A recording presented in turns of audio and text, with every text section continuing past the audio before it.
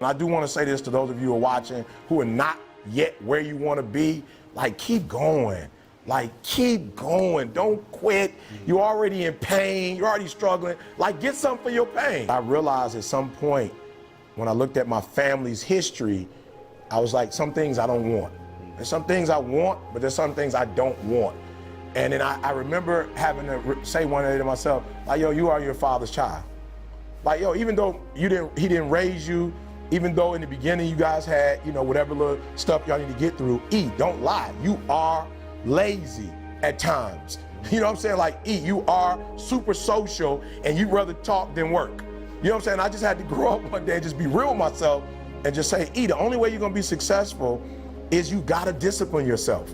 When you look at a horse, I'm talking about a thoroughbred, it still needs that, what is that thing called that they put on it? He needs that. Without, you can't, you gotta control him. He got a lot of juice, got a lot of energy, he can go for it, but you gotta hone that. Yeah. And so I realized, like, yo, you sleep in, you play video game, don't lie to yourself.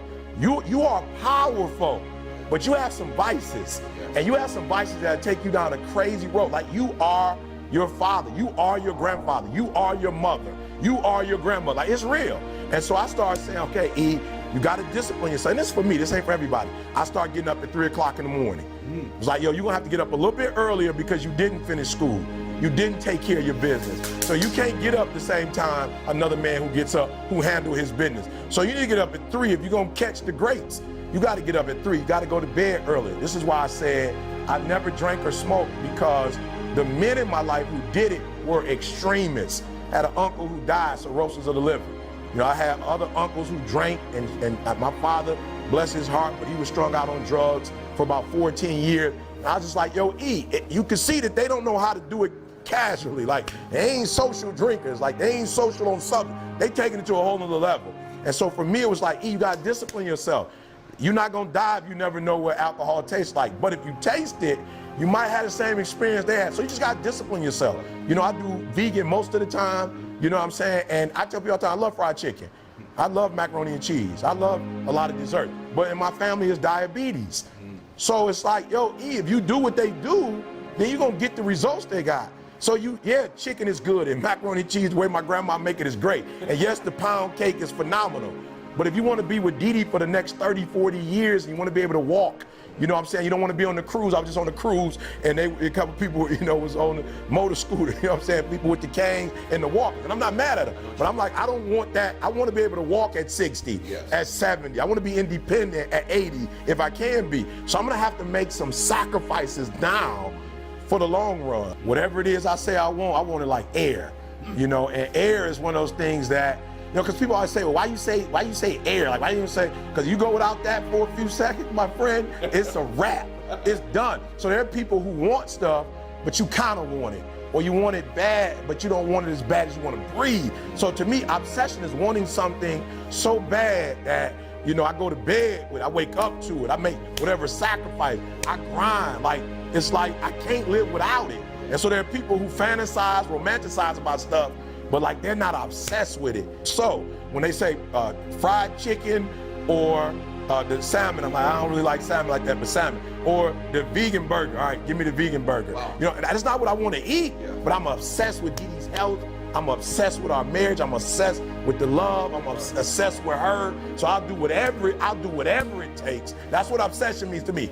Not saying it or dreaming it or offending, but I'll do whatever it takes to make that dream become a reality.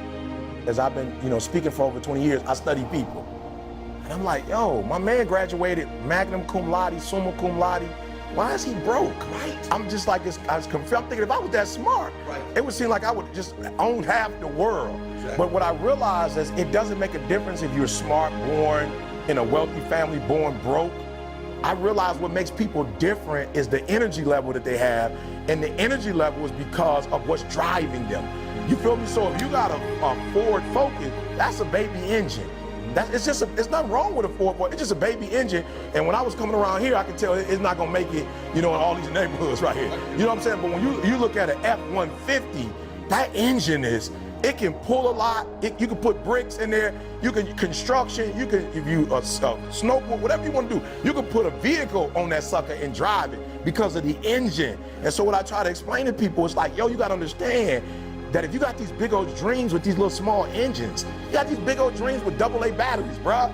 Big old engine, big old dreams with a D battery. You can't power nothing with that. So when I say DD, that's like up. That's a big engine. That's V12. That's like, don't give me all. So you got 87 octane, you got 89, you got 93. It's all gas, but it's different. And so when I say a gazelle, like a gazelle is only driven by, I don't want to get caught. You know what I'm saying? I just don't want to get caught. So when you're running because you don't want to get caught versus you chasing because you got to feed your you got cubs. It's just a difference. So after running for so long, first of all, I didn't have no plans on running. So that's number one. Like, I didn't have no plans on running. So now you got me running when I didn't have no plans on running. So guess what?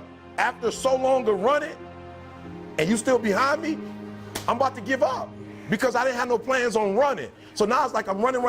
I'm looking at you and you still behind me. And I'm just like, you know what? Since I'm not running toward nothing anyway, I just get weak and give up. But if I'm running towards you and saying, my wife got to eat, my son got to eat, my daughter got to eat, and they not going to make it if I don't come back with something, then I'm not going to stop until I get that thing. So that's why I'm saying, like, yo, what's pushing you? What's driving you? And if the right stuff ain't look, you can't come back to Didi and say, yo, D, I'm sorry, I ain't catch nothing today. You can't say that to Didi. Didi don't want to hear it. Didi like, all right, go back out again then. Don't come back until you get it. And because I want to be with her, I'm like, gazelle, it's just a matter of, look, I don't even have to be strong. I'm just going to keep running, and you're going to stop sooner or later, and I'm not going to stop. Dream big, but get small wins, though. Okay. You know what I'm saying? You can dream big, but get the small wins. Okay. And those small, I'll never forget hearing John Elway speak once. John Elway was like, yo, I became great by being good over a long period of time.